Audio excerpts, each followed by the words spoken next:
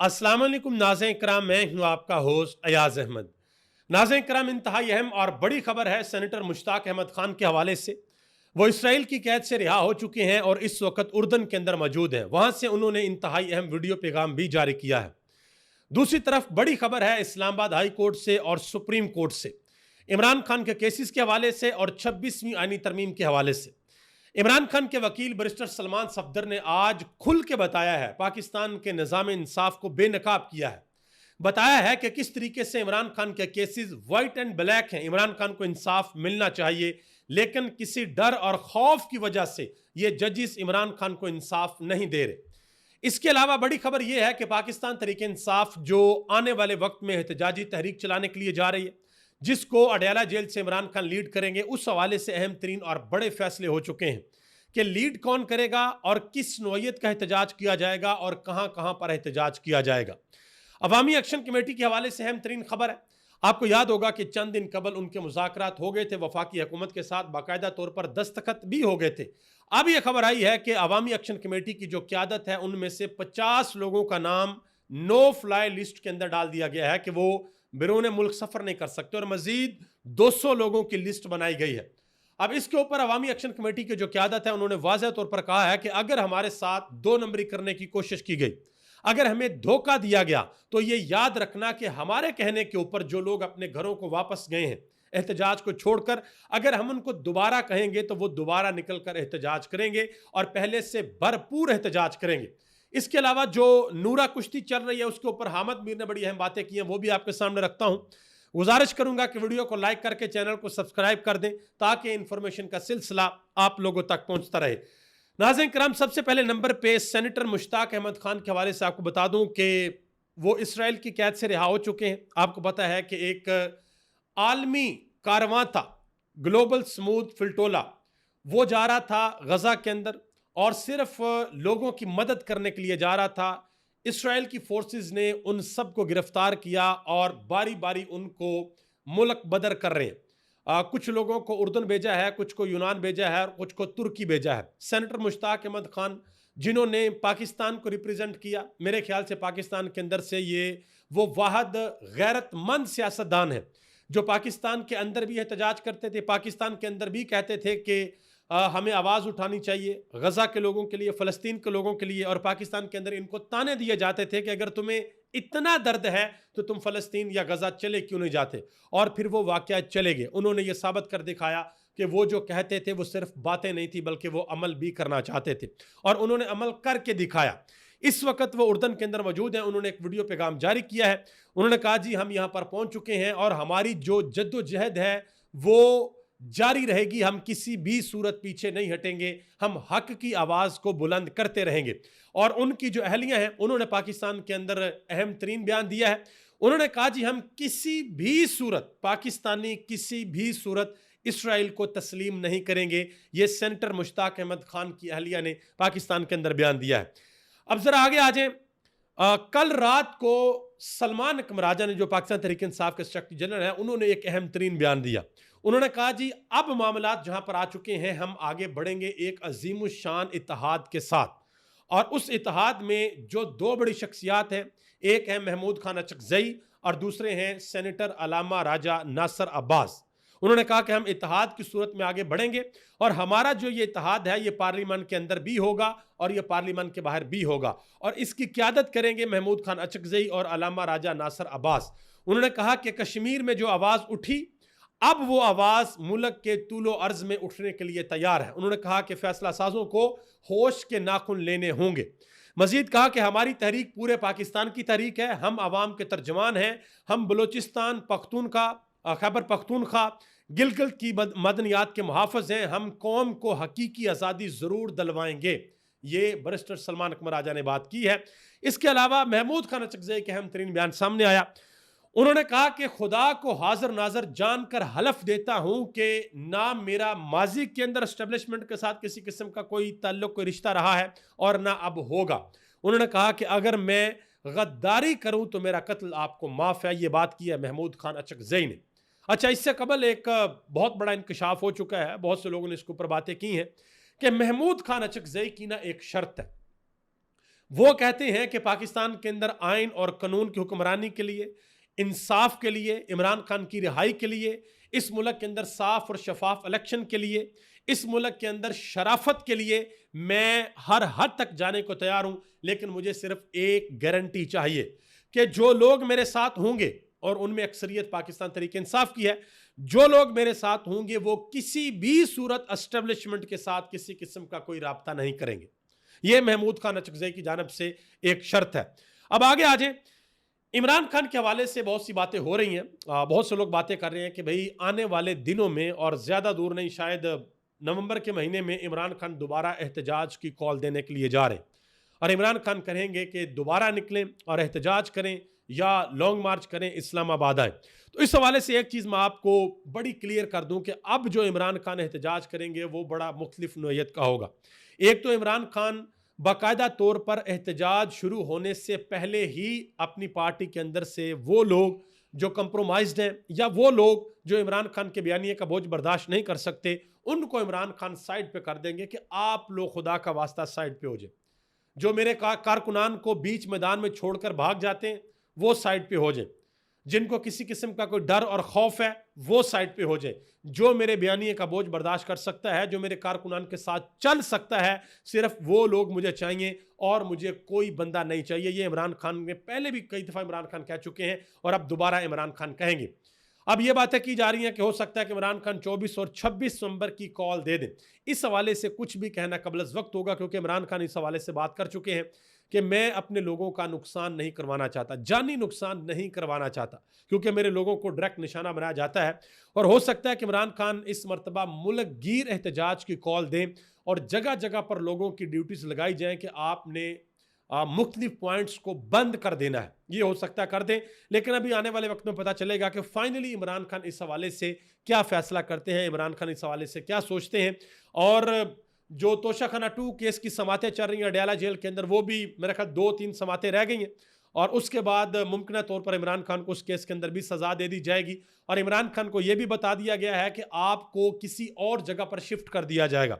और इमरान खान की बहनों ने यह वाज़ेह तौर पर बताया है कि हो सकता है कि इमरान खान को बाकायदा तौर पर कैद तन्हाई के अंदर डाल दिया जाए और किसी की भी एक्सेस इमरान खान तक ना हो। अब यह सारी की सारी सूरत हाल है। आज जो इमरान खान के केस लगे हुए थे इस्लामाबाद हाई कोर्ट के अंदर, यह केस ये था कि जो तोशाखाना 2 केस चल रहा है अडयाला जेल के अंदर, उसको रोका जाए, उसके अंदर इमरान खान को बरी किया जाए, क्योंकि एक ही केस के अंदर 2-3 मरतबा किसी एक बंदे को सजा नहीं दी जा सकती। तो इमरान खान के जो वकील हैं बैरिस्टर सलमान सफदर, आज उन्होंने इंतहाई अहम बातें की हैं। उन्होंने कहा कि आज से ठीक 2 से 3 दिन बाद तोशाखाना 2 केस में इमरान खान को सजा होने के लिए जा रही है। उन्होंने कहा कि हमने इस ट्रायल के खिलाफ जनवरी में अदालत से रजू किया था, कभी जज मैसर नहीं होता था तो कभी छुट्टियां हो जाती थी।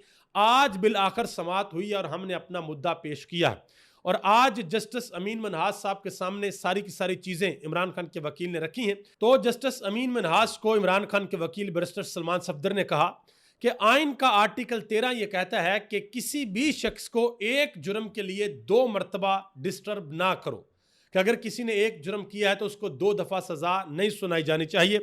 तो उन्होंने कहा कि मैंने जज साहब के सामने ये बात रखी कि 2 मरतबा नहीं बल्कि अब ये 4थी मरतबा हो रहा है, आप केस को रोकें। तो आगे से जस्टिस अमीन मनहास ने जवाब दिया कि आपके दलाइल में दम है, लेकिन फिर भी उन्होंने केस रोका नहीं है। और वाज़ह तौर पर अब आपको समझ आ रही है कि जो प्लान है वो यही है कि तोशाखाना 2 केस में इमरान खान को उधर से सजा होगी और फिर अलकादर का केस यहाँ पर लगेगा, यहाँ पे अलकादर में जमानत हो जाएगी, और तोशाखाना 2 में दोबारा जो सजा हुई होगी उसमें इमरान खान जेल के अंदर रहेंगे। वो केस जब दोबारा हाई कोर्ट के अंदर आएगा तो वो पता नहीं फिर कितने महीने लगेंगे उसकी समात होने में। तो ये इस वक्त इस तरीके से इंतजामिया के अंडर जो है हमारी जुडिशरी सारी की सारी चल रही है। मजीद अलीमा खान ने आज बड़ी अहम बात की। उन्होंने कहा जी बैरिस्टर सलमान सफदर ने आज इंतहाई शानदार तरीके से दलाइल दिए। उन्होंने कहा कि हम वकील नहीं हैं, लेकिन आज हमें भी सारी की सारी बातें समझ आई हैं और जज साहब को भी ये बातें यकीनन समझ आ गई होंगी, लेकिन फिर भी इंसाफ के तकाजे जो हैं वो पूरे नहीं किए जा रहे। उन्होंने कहा कि मुझे जज साहब के ऊपर तरस आ रहा था कि वो फंस गए हैं कि क्या करें। उन्होंने कहा कि इंसाफ तो इमरान खान को मिल चुका है, जज साहब ना सुनाएं तो वो और बात है। मजीद अलीमा खान ने कहा कि जिन लोगों ने केसेस की खिचड़ी पकाई थी अब वो खुद फंस चुके हैं। उन्होंने ये सोचा था कि इमरान खान के ऊपर बहुत से केसेस बनाएंगे, इमरान खान को प्रेशराइज करेंगे, इमरान खान को डरा लेंगे, धमका लेंगे ताकि इमरान खान पीछे हटेंगे, कंप्रोमाइज करेंगे। लेकिन उन लोगों को ये अंदाजा नहीं था कि इमरान खान किसी भी सूरत पीछे नहीं हटेंगे। उन्होंने कहा कि अब तमाम केसेस बुरे तरीके से एक्सपोज हो रहे हैं और सब कुछ वाज़ेह हो चुका है, सब कुछ सामने आ चुका है। मजीद उनसे सवाल हुआ सनम जावेद खान के हवाले से, उनको कल रात को पेशावर से गिरफ्तार किया गया, तो अलीमा खान ने कहा कि इस मुल्क में कोई भी महफूज नहीं है, किसी को भी कहीं से भी उठाया जा सकता है। जुनैद अकबर खान जो पाकिस्तान तहरीक इंसाफ के सदर हैं खैबर पख्तूनख्वा के, उन्होंने कहा कि सनम जावेद की पेशावर में चेक पोस्ट से गुजरते हुए सड़क से उठाकर अगवा नामी गिरफ्तारी इंतहाई काबिल मुज़म्मत है। ये हमारी रवायात और इक़दार की भी पामाली है। सनम जावेद के अगवा पर इस गंदे खेल के तमाम किरदारों को ये पैगाम है कि ये तहरीक रुकेगी नहीं, ये जदोजहद थमेगी नहीं और हकीकी आज़ादी की जदोजहद जारी रहेगी। सूबाई हुकूमत अपनी पोजीशन वाज़िया करे क्योंकि सूबे में पाकिस्तान तहरीक इंसाफ के वर्कर्स महफूज नहीं हैं। इस वाक़े पर IG खैबर पख्तूनख्वा को असेंबली बुलाकर वजाहत तलब करनी चाहिए। ये जुनैद अकबर खान कह रहे हैं जो कि खैबर पख्तूनख्वा के सदर हैं। इमरान खान ने इनको सदर बनाया हुआ। देखते हैं कि बुलाकर पूछी जाती है तफसील या नहीं जाती। मजीद उन्होंने एक और बात की, उन्होंने कहा कि जिन 22 MPS के बारे में यह कहा जाता रहा जो KP असेंबली के अंदर हैं कि उन्होंने हलफ दे रखा है और वो हलफ एस्टेब्लिशमेंट के पास है, तो उन्होंने कहा कि खुर्रम ज़िशान की सेनेट इलेक्शन से पहले उनकी निशानदही की जाए ताकि बाकी 70 अरकान असेंबली को कारकुनान शक की निगाह से ना देखें। उन्हीं 22 अरकान की बयान हल्फी की वजह से हमें सेनेट इलेक्शन में शिकस्त का सामना भी करना पड़ा था। ये उन्होंने वाज़ह कर दिया कि भाई वो जो 22 बंदे हैं ना जिनके बारे में ये कहा जाता है कि भाई उन्होंने एस्टेब्लिशमेंट को स्टाम्प पेपर पे लिख के दिया हुआ कि हम आपकी वफादारी करेंगे, उनके नाम बाहर निकाले जाए ताकि उनकी वजह से जो बाकी 70 लोग हैं उनको इमरान खान के कारकुनान शक की निगाह से ना देखें। और इन्हीं लोगों की वजह से एक सीट इन्होंने प्लेट में रख के दे दी थी पीपल्स पार्टी और नून लीग को। तो ये अब जुनैद अकबर खान ने वाज़ह तौर पर डिमांड की है। इसके अलावा जी अहम तरीन खबर है इस्लामाबाद हाई कोर्ट से एक और, इमरान खान के ट्विटर अकाउंट से रियासत मुखालफ पोस्ट रोकने के केस में इमरान खान को नोटिस जारी करके 2 हफ्ते के अंदर जवाब तलब कर लिया गया। एक तरफ तो मोहतरमा मरियम नवाज साहबा ये दावा करती हैं कि इमरान खान ये समझते हैं कि वो ट्विटर के ऊपर पोस्ट करके पता नहीं क्या कर लेते हैं, और दूसरी तरफ डर और खौफ इतना कि इस्लामाबाद हाई कोर्ट को कहा जा रहा है कि खुदा का वास्ता इमरान खान का ट्विटर अकाउंट बंद कर दे। अच्छा, मैं यहाँ पर एक चीज़ आपको बता दूँ, कहा जाता है कि कुछ चीज़ें ऐसी होती हैं कि कभी भी आप उनका रास्ता नहीं रोक सकते। जैसे खुदा न खास्ता सैलाब आ जाए, आप पानी का रास्ता नहीं रोक सकते, आंधी आ जाए आप हवा का रास्ता नहीं रोक सकते, आग भड़क उठे आप उसका रास्ता नहीं रोक सकते। इसी तरीके से जो अवामी राय होती है ना, आप उसका रास्ता नहीं रोक सकते। आप कर दे बंद इमरान खान के ट्विटर अकाउंट, उसके बाद आपको क्या लगता है कि इमरान खान का पैगाम नहीं पहुंचेगा, इमरान खान के जो ट्वीट्स हैं वो नहीं लगेंगे, किसी और अकाउंट से लग जाएंगे, लोगों के आम अकाउंट्स के ऊपर लगेंगे, वो लोग फिर ज्यादा शेयर करेंगे। तो ये आपकी भूल है कि इमरान खान के ट्विटर अकाउंट को पहले तो बंद करने बड़ा मुश्किल है, लेकिन आजकल पाकिस्तान की हुकूमत की अमेरिका के साथ बड़ी यारी है, उनके साथ डोनाल्ड ट्रंप के साथ भी और एलॉन मस्क के साथ भी, तो हो सकता है कि बंद कर भी दे, लेकिन अगर बंद किया भी जाता तो उनकी अब वो अपनी पॉलिसी के खिलाफ जाएंगे।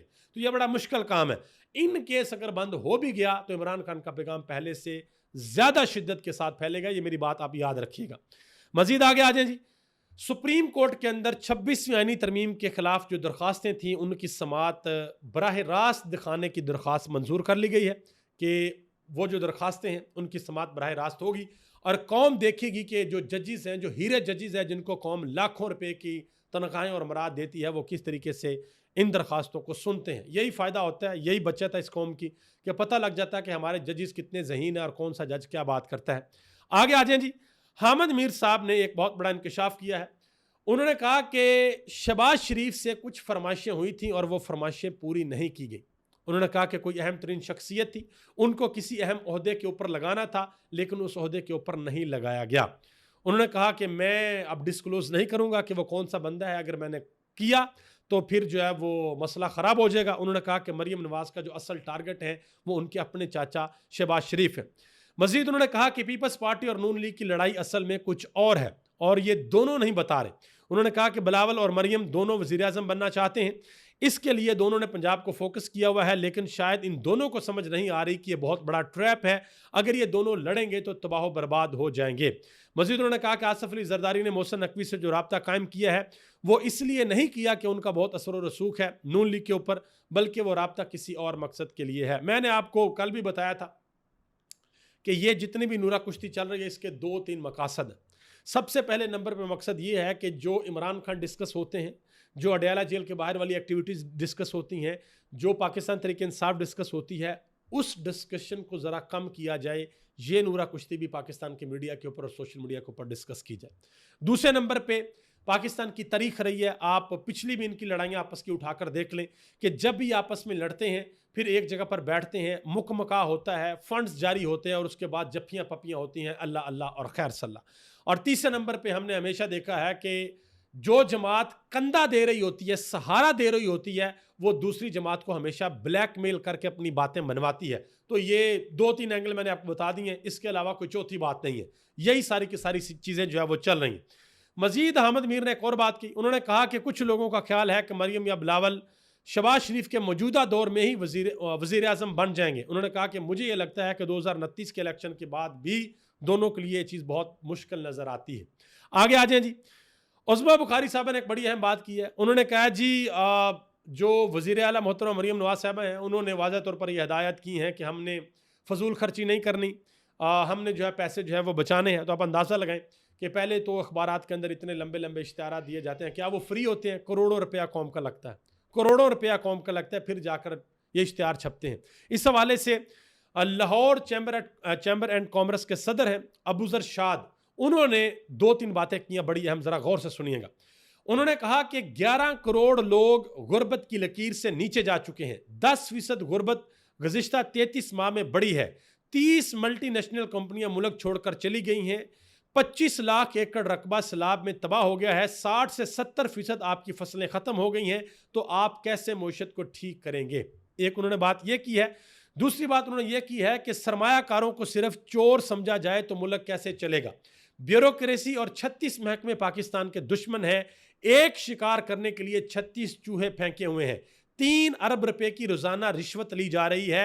25 अरब रुपए हुकूमत अपने खर्चों के लिए ले रही है। मुल्क कैसे चलेगा? अब आप अंदाजा लगाएं, ये लाहौर चैम्बर ऑफ कॉमर्स के सदर हैं जो बात कर रहे हैं। आगे आ जाए, इंतहाई अहम और बड़ी खबर है ज्वाइंट एक्शन कमेटी के हवाले से। आज़ाद कश्मीर की ये जो ज्वाइंट एक्शन अवामी कमेटी है, आपको पता है कि इन्होंने बड़ा तगड़ा एहतजाज किया और अपने मुतालबात इन्होंने मनवाए। अब यह खबर आ रही है कि भाई इनके 50 लोगों को नो फ्लाई लिस्ट के अंदर डाल दिया गया कि आप बैरून मुल्क सफ़र नहीं कर सकते, और तकरीबन 200 लोग और हैं जो बड़े एक्टिव थे, मुतहर्रक थे, उनकी लिस्टें भी बन गई हैं। तो जो अवामी एक्शन कमेटी के कायदीन हैं उनकी जानब से भी ये कह दिया गया है कि अगर हमारे साथ धोखा हुआ, अगर हमारे साथ 2 नंबरी की गई, जो एग्रीमेंट हमारे साथ हुआ जिसके ऊपर बाकायदा तौर पर दस्तखत जारी किए गए, अगर उसको फुल ना किया गया, पूरा ना किया गया, तो ये याद रखिएगा कि हमारे कहने के ऊपर जो लोग अपने घरों में वापस चले गए हैं वो हमारी कॉल के ऊपर दोबारा निकल आएंगे, दोबारा एहतजाज करेंगे, और अब की बार ये एहतजाज पहले से ज़्यादा तगड़ा होगा, पहले से ज़्यादा शिद्दत के साथ होगा। तो देखते हैं कि हुकूमत जो है वो अफ़ाम तहफ़ीम के साथ, हिकमत के साथ उनके मुतालबात पूरे करती है या फिर उनको धोखा दिया जाता है। नाज़रीन किराम, अभी तक इतना ही। आप सबका बहुत बहुत शुक्रिया। पाकिस्तान जिंदाबाद, पाकिस्तान के करोड़ों अवाम पाइंदाबाद।